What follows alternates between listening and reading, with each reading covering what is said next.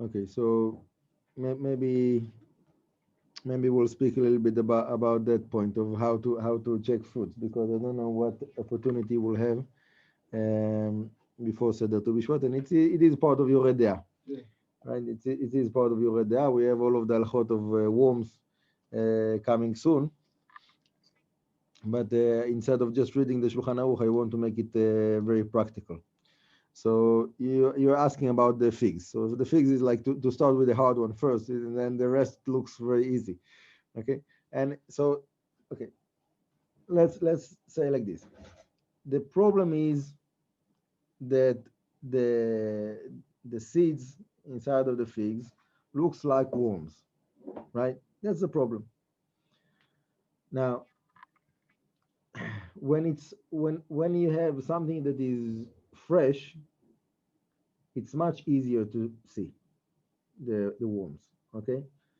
Because when the figs are fresh, so usually the worms will be alive, so they're moving, okay? But anyhow, even if they are fresh, even if they are dry, in both cases, the first thing is to look outside on the fig. Yeah, take the fig, look at it. If you see that it's nice, there's no holes, there's no issues. So, okay, that's the first step. Okay. Then afterwards you cut it open. Now, usually if there is no holes in the outside shell of the fruit, so the only possibility that a worm came in is from the flower in the bottom of the fruit.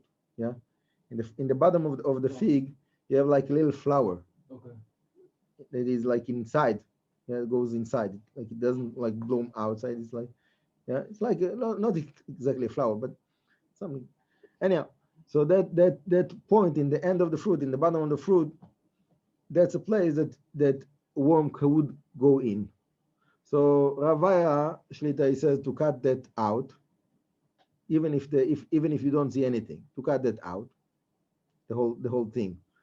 So yeah, and is that on the like just right on? It's like sticking up a little bit, or it's, if this is the fig, yeah. This is the place that it's hanged on the tree. Okay. Okay. So on the bottom, yeah, you have like a little dot that has a hole there. Okay. So theoretically, there's a possibility the worm like came in through that hole, and then it didn't make a hole from the outside of the shell of the fig, right? So Rabbi Shlita says to cut that flower, wherever you want to call it, out. Okay. Yeah. So that's like let's say like a quarter, quarter. 25%. No. Like the size of the circle that you need to make around that flower is like let's say half centimeter around that flower, something like that.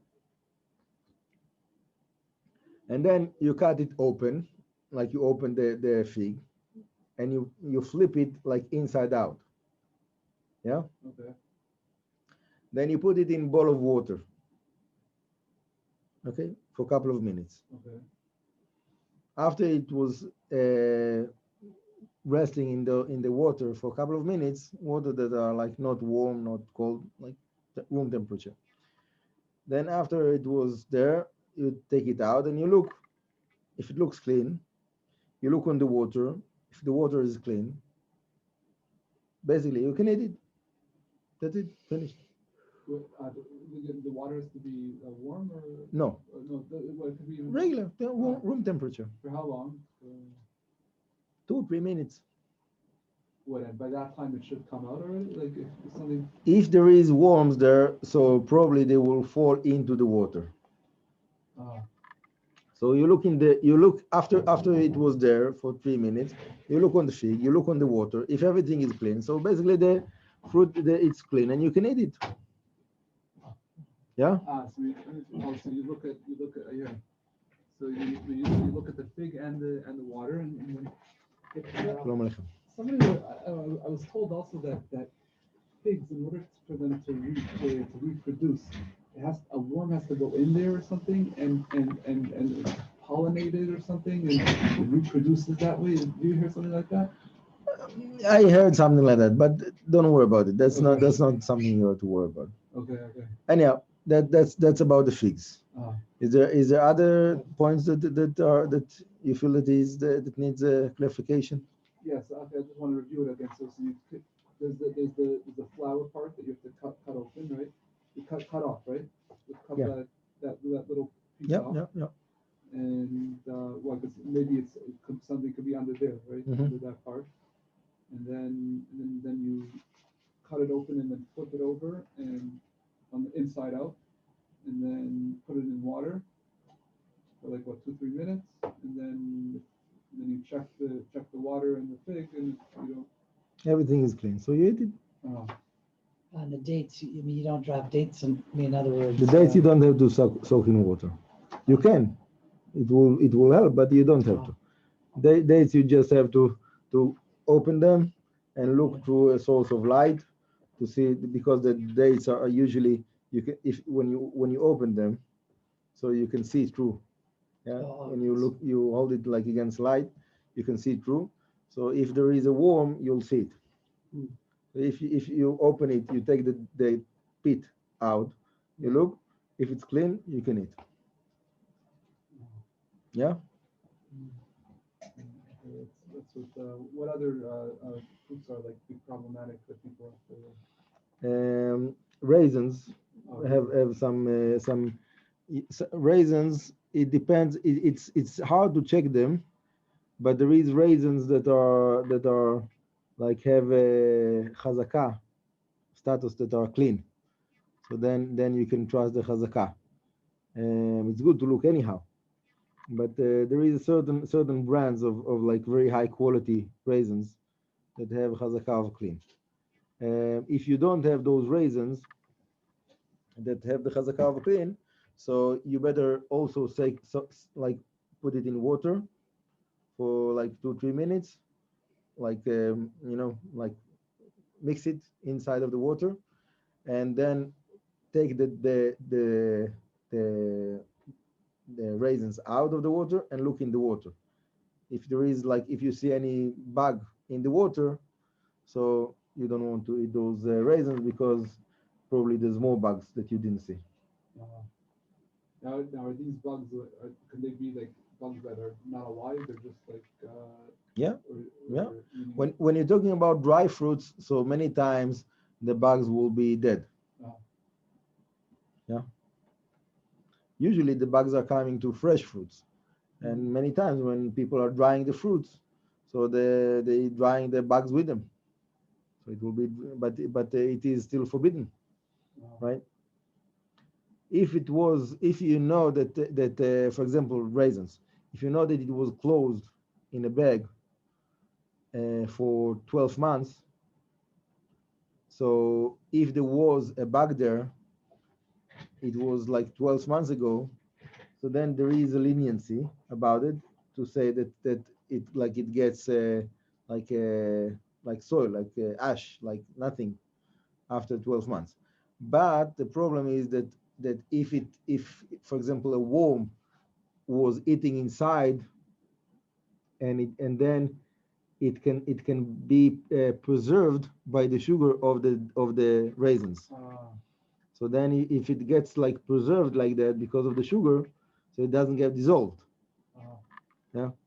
So that will help for the bugs that are outside. But if there is something inside that absorb the sugar, so it will not help for that. Because obviously, like the bugs themselves are not. I'm saying that they're not kosher. I mean, they're not just not kosher to eat, basically. I mean, bugs are not kosher to eat. You're right. Yeah. Yes. It's worse than eating pork. People think that the worst thing, that the most not kosher thing is pork. Yeah, it's not true. Yeah. Bugs is more severe. Bugs is 5 loves, and if it flies, it's 6 loves.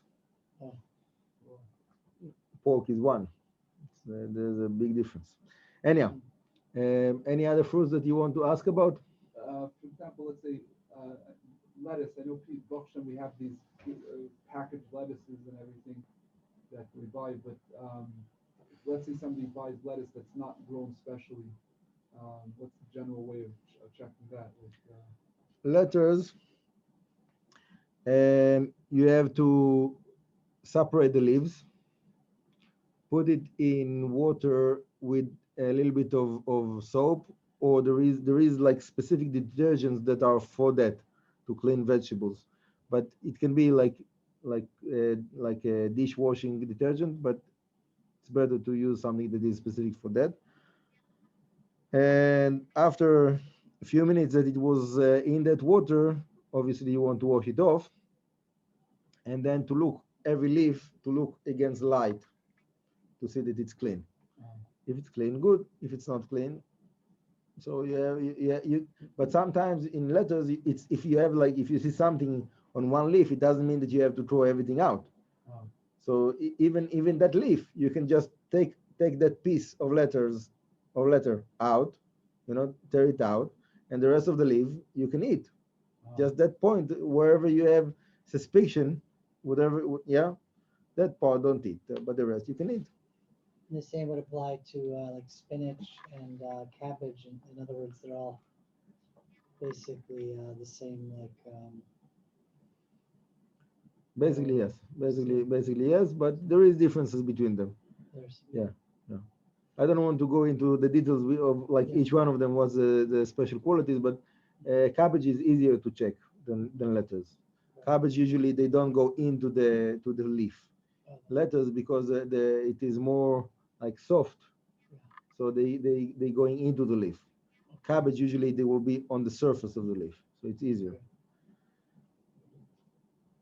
Sometimes they're probably very small, right? The lettuce, right? The bugs. Yep. Generally, bugs are small. Usually, there is also big bugs, but usually those that are problematic is the small ones. Yeah. I also heard that broccoli is also a big problem, right? Broccoli is a big problem because it's very hard to check between the flowers. So it's basically if you have like a broccoli that is buggy, you can't like check it and get rid of the bugs. You have to throw away the whole thing. And your only chance is to get a broccoli that is like very, very high quality, that was growing in a special extra good conditions, like greenhouses, and that bugs will not go in, and so on, and then you can use it. What would the way to check it? If you have something that is good, like you have there is like frozen broccoli of Bodek, for example, company. So like that's what we use usually in the house, and then you don't have to check. That's already it's already checked. It's already. Is that organic or It's not organic, but it's like a little bit less contempt than other company. Whatever. Yeah. I don't have percentages in the company, unfortunately. And yeah, any more questions, or we'll go to the Shulchan Aruch. Okay, let's go to the Shulchan Aruch. So I want. Okay.